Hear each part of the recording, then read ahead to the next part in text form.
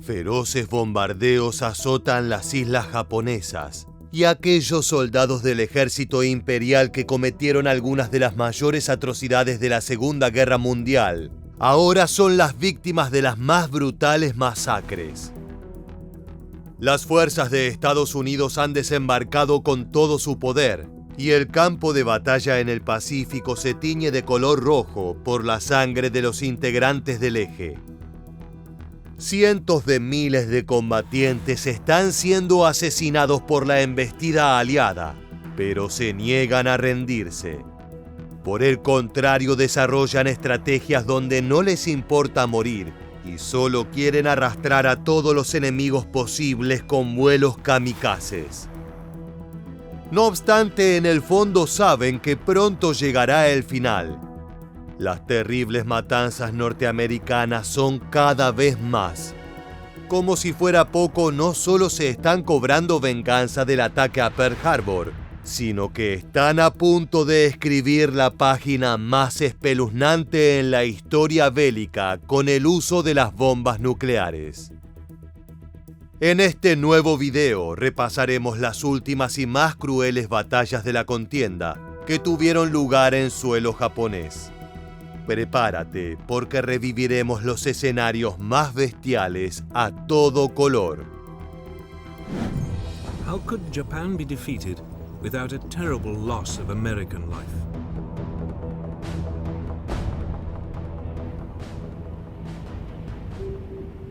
The country would eventually turn to the most powerful and dreadful weapon ever seen. A weapon that would change the course of war forever. El 7 de diciembre de 1941 no fue una fecha más en la historia de la Segunda Guerra Mundial. Poco antes de las 8 de la mañana de ese día, 353 aeronaves japonesas que habían despegado de los portaaviones de la Armada Imperial atacaron la base naval de los Estados Unidos en Pearl Harbor, Hawái. La ofensiva militar dañó 8 acorazados, 3 cruceros, 3 destructores, un buque escuela y un minador.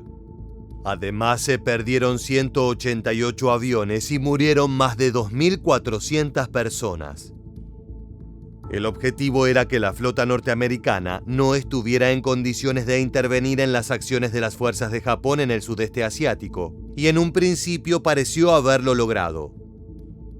El éxito de la maniobra preventiva permitió que durante los 6 meses siguientes al ataque, los nipones avanzaran a su antojo en el Pacífico, conquistando las posesiones ultramarinas del Reino Unido, Francia, Países Bajos y los propios estadounidenses. Lograron ocupar la isla Wake, Malasia, Hong Kong, Singapur y en marzo de 1942 obligaron al general Douglas MacArthur a evacuar Filipinas. Un mes más tarde, el panorama parecía aún más sombrío para Washington, cuando los japoneses obligaron a 75.000 prisioneros de guerra aliados, hambrientos y enfermos, a caminar unos 100 kilómetros en las condiciones más horrendas, bajo un calor abrasador y con poca comida o agua durante la Marcha de la Muerte de Bataan. Las perspectivas norteamericanas luego de ingresar a la contienda global no eran las mejores, pero la esperanza de dar batalla recibió un impulso gracias al coronel Jimmy Doolittle, quien dirigió una flota de 16 aviones B-25 para bombardear objetivos en Japón. Aquellos ataques no significaron una derrota en sí para el ejército imperial, pero dejaron un claro mensaje. Estados Unidos estaba en la lucha. Probablemente el gran punto de inflexión fue la batalla de Midway, que se desarrolló entre el 4 y el 5 de junio de 1942. Allí los japoneses perdieron 4 preciados portaaviones frente a la Marina norteamericana. Fue el comienzo de un dominio aliado. El siguiente paso crucial tuvo lugar 2 meses más tarde, el 7 de agosto, cuando la Primera División de Infantería de Marina invadió Guadalcanal. Ese combate duró casi 8 meses y combinó fuerzas marítimas, terrestres y aéreas en un esfuerzo conjunto por primera vez en la historia. Otra gran derrota para Japón.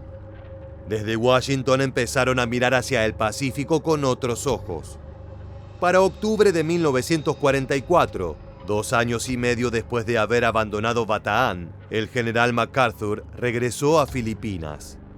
Y en noviembre había motivos para creer que la marea de la guerra estaba decididamente a favor de Estados Unidos.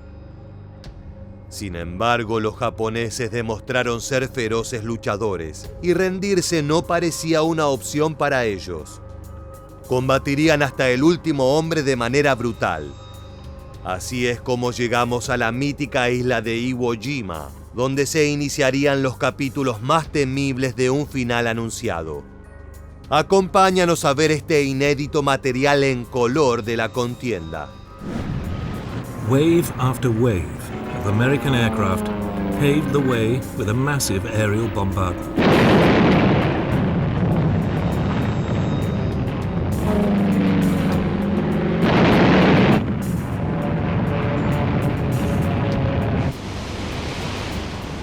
Then, on the morning of February the 19th, 1945, the guns of the Naval Task Force began one of the most prolonged bombardments of the war.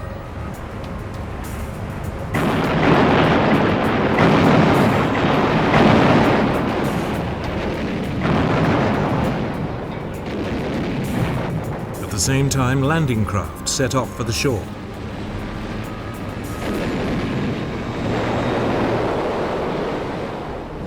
Así fue como las fuerzas norteamericanas llegaron a las islas. La invasión estaba relacionada a una necesidad táctica, ya que a pesar de contar con bases establecidas de manera segura en las Islas Marianas, la distancia de 1900 kilómetros con Japón significaba que las tripulaciones de los bombarderos B-29 se encontraban abandonadas en el mar en caso de sufrir algún daño grave. Por esa razón, la atención se centró en la pequeña isla de Iwo Jima, a medio camino entre las bases actuales y el objetivo. Los planificadores estadounidenses reconocieron la importancia estratégica del lugar, que en ese momento era utilizado por las fuerzas imperiales como estación de alerta temprana contra inminentes ataques aéreos en ciudades japonesas. En el caso de lograr conquistar esta porción de tierra, los norteamericanos podrían contar con aeródromos para aterrizajes de emergencia, pero también sería una posición para agrupar a las escoltas de cazas P-51 o bien sistemas de apoyo terrestre para proteger a las flotas navales en las aguas de la zona. Sin embargo, conseguirlo no sería una misión fácil. Los comandantes de Japón conocían el valor estratégico de Iwo Jima, y por eso se había designado al teniente general Tadamichi Kuribayashi al mando de la isla en mayo de 1944. Experimentado y despiadado, este líder militar había pasado varios años en Estados Unidos realizando una investigación y conocía muy bien a sus fuerzas. Desde ese entonces, las fuerzas locales comenzaron a construir defensas bien elaboradas, haciendo el mejor uso posible de los recursos, como cuevas naturales y terrenos rocosos e irregulares.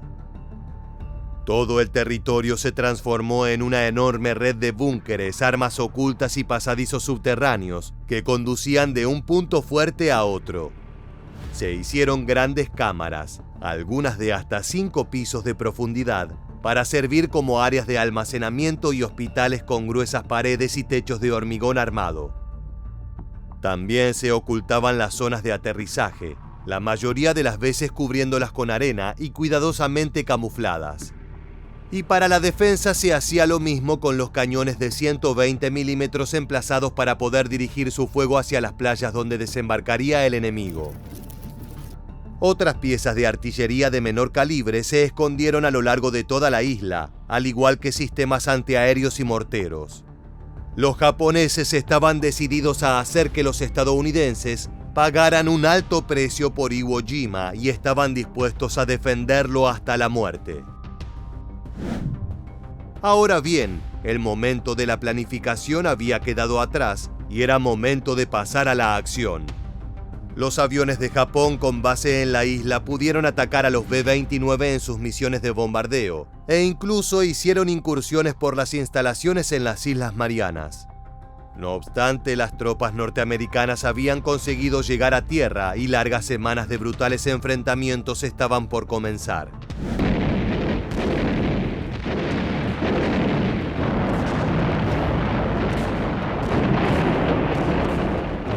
For 3 days, Marines clawed their way up the steep, pitted slopes. They were supported by a constant air and naval bombardment from the invasion fleet.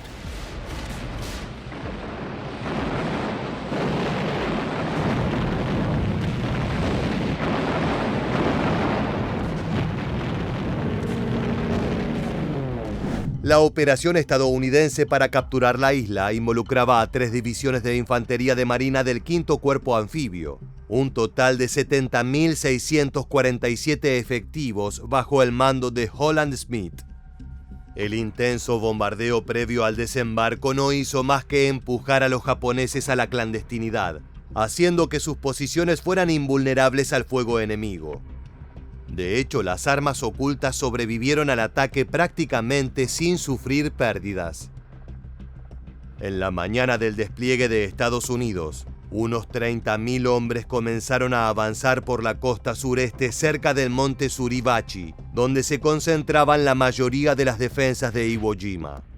Tan pronto como los marines se marcharon tierra adentro, se encontraron bajo un devastador tiroteo de ametralladora y artillería. Al final del día consiguieron llegar a la costa oeste, pero sus pérdidas fueron certeras.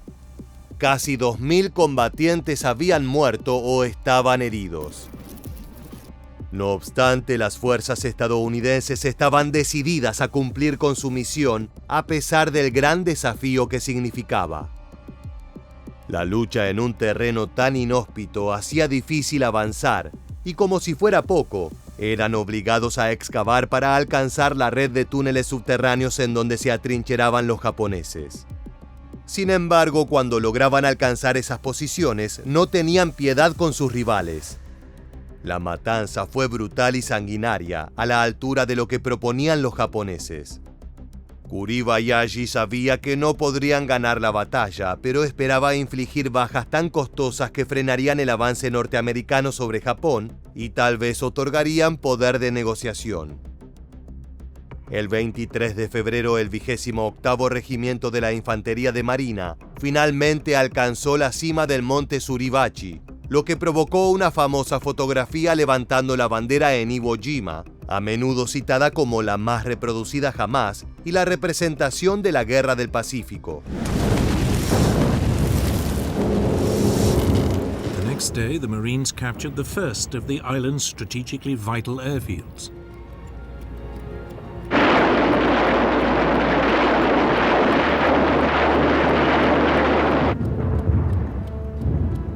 But Kuribayashi had told his men to take as many of the enemy with them as possible. Their duty to the Emperor to die on the island.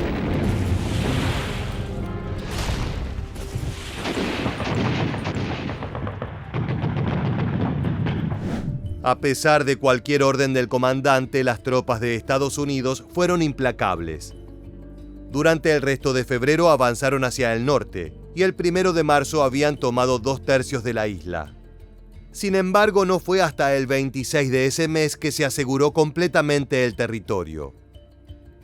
Iwo Jima fue una de las batallas más sangrientas libradas durante la Guerra del Pacífico.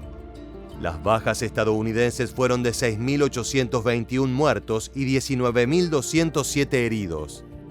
Por su parte, las pérdidas japonesas ascendieron a más de 20.000 hombres asesinados y solo 1.083 combatientes sobrevivieron, convirtiéndose en prisioneros. Ahora bien, este no fue el único capítulo en este enfrentamiento entre ambas fuerzas sobre el final de la guerra.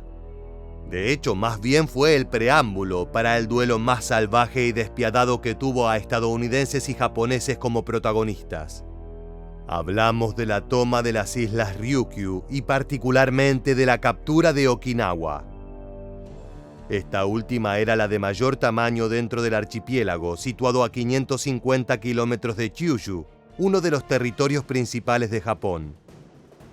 Lograr su control proporcionaría bases aéreas para intensificar el bombardeo aéreo que Estados Unidos venía desarrollando contra su enemigo y para brindar apoyo directo desde tierra a la invasión que seguía avanzando cada vez más cerca de la capital del imperio. Las islas que se conquistaban también podrían permitir reforzar el bloqueo de la navegación japonesa y usarse como área de preparación de suministros para cualquier invasión al blanco principal. Por esa razón era un objetivo preciado por Washington. No obstante, las tropas locales no estaban dispuestas a entregarla sin derramar hasta la última gota de sangre. Las fuerzas que defendían Okinawa se encontraban bajo el mando del teniente general Mitsuru Ujijima, y a diferencia de los pocos más de 20.000 hombres de Iwo Jima, en este territorio insular había cerca de 100.000 combatientes, a los que se sumaban miles de civiles que no estaban contentos con la llegada de los norteamericanos. Frente a esto, los estadounidenses prepararon 7 divisiones para la operación, 4 del ejército y 3 de la infantería de marina. En total se contaba con 183.000 soldados listos para la batalla, y con el objetivo de evitar que los japoneses pudieran reforzarse, la flota británica del Pacífico custodiaba los aeródromos y tenía la orden de atacar si era necesario. Estaba todo listo y para replicar el éxito que se había logrado en Iwo Jima, la acción comenzó de la misma manera, con letales bombas cayendo a montones desde el cielo. The opening bombardment of Okinawa began on March the 23rd, 1945.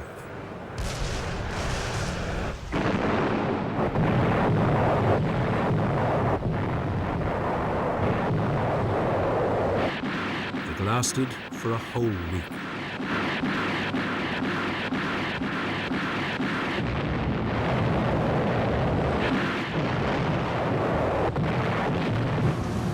Finally, on the morning of April the 1st, the assault boats headed for the shore.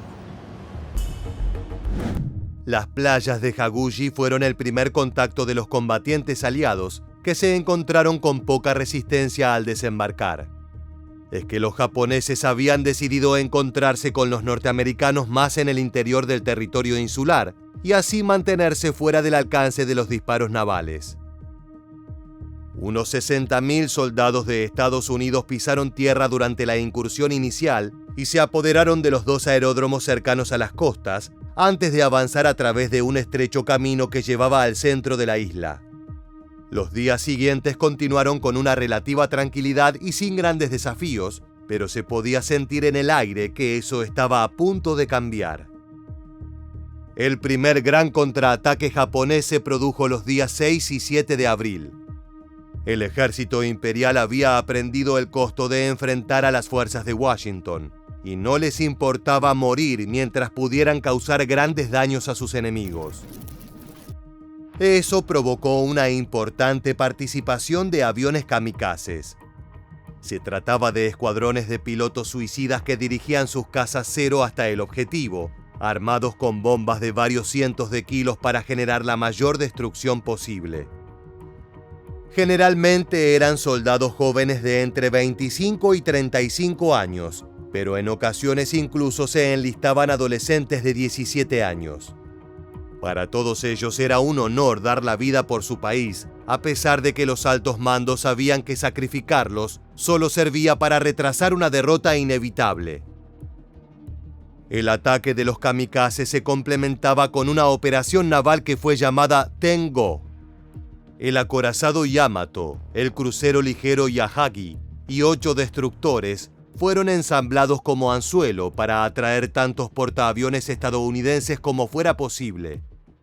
Estos buques también cumplían un rol suicida, ya que terminarían en medio de las explosiones para degradar la fuerza marítima de su enemigo. Como consecuencia de la escasez de combustible japonés, el Yamato solo tenía suficiente para llegar a Okinawa. Frente a las costas se planeó varar el acorazado y utilizar sus cañones de 46 centímetros para apoyar los combates en la isla. Después de ser avistados por un submarino y un avión de reconocimiento estadounidenses, Los aviones de ataque naval hundieron 6 de los barcos de Japón sin tener que enfrentar pérdidas. La estrategia había fallado y los norteamericanos seguían masacrando a las fuerzas rivales.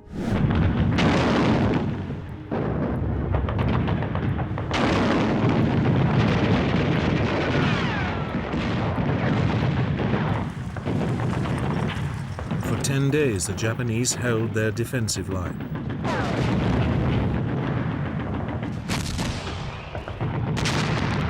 Then, when they could hold out no longer, they simply withdrew to the next defensive position and continued to resist all over again.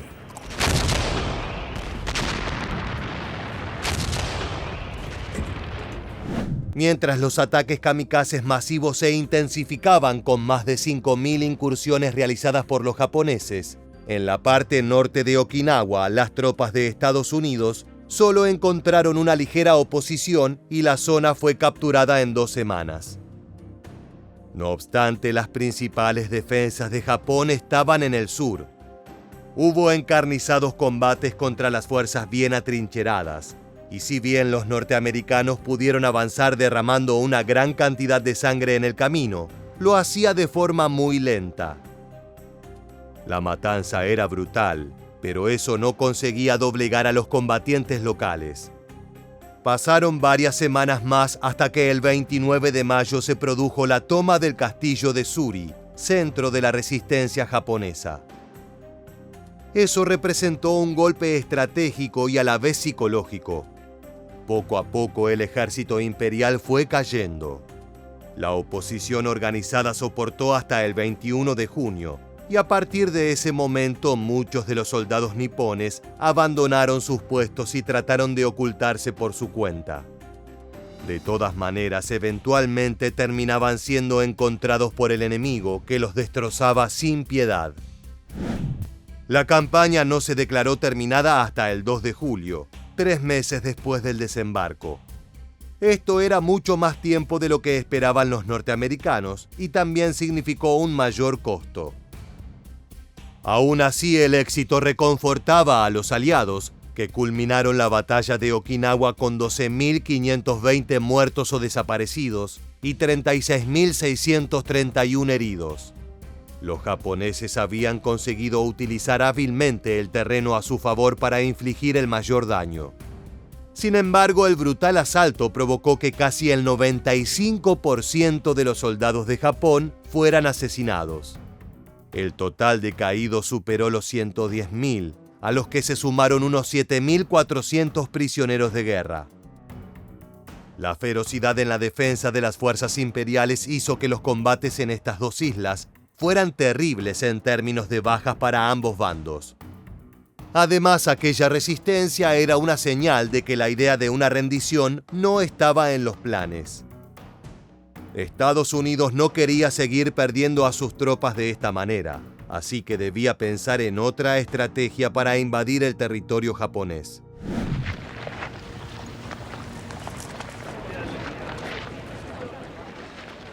The victory at Okinawa meant America's military planners now had to decide what to do next. Despite shattering defeats, the Japanese still showed no sign of surrendering. Some US commanders argued for a continuation of the firebombing campaign. But by the summer of 1945, it was clear that bombing alone would never defeat Japan. An invasion seemed unavoidable. But the question was, at what price? Los B-29 del general Curtis LeMay habían regado las ciudades japonesas con bombas de napalm, una gelatina incendiaria de alta tecnología que llegó a destruir 25 kilómetros cuadrados de Tokio en menos de 3 horas. No obstante, la apuesta tenía que ser mayor y el mundo conocería el arma más temible jamás inventada. Su desarrollo había comenzado hacía varios años y el objetivo era construirla antes que los alemanes, o todo el planeta caería ante los nazis. Ahora, con el Tercer Reich derrotado, las autoridades en Washington debatían si esa espeluznante pieza de armamento era lo que se necesitaba para la rendición japonesa. La respuesta a esa incógnita es hoy por hoy uno de los hitos más devastadores de la historia.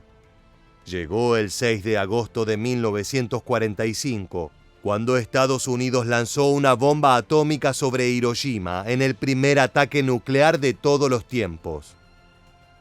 En un comunicado de prensa emitido después del ataque, el presidente Harry Truman advirtió a Japón que se rindiera o esperara una lluvia de ruinas desde el aire como nunca se había visto en esta tierra.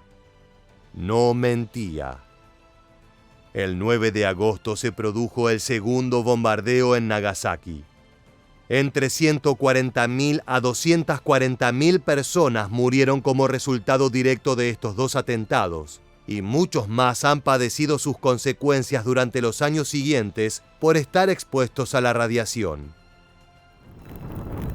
Un día más tarde, las autoridades del gobierno japonés solicitaron al emperador Hirohito la rendición del país, ya que era quien debía tomar la decisión final, y la aceptó dejando un sombrío mensaje.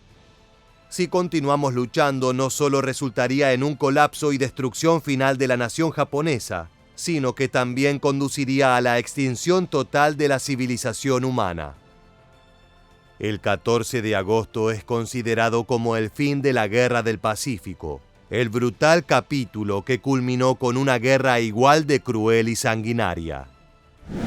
Ahora sí, luego de haber conocido estos terribles enfrentamientos que doblegaron la feroz resistencia de Japón durante la Segunda Guerra Mundial, ha llegado el momento de despedirnos. Muchas gracias por acompañarnos. Te esperamos en nuestra próxima entrega de Historia Militar.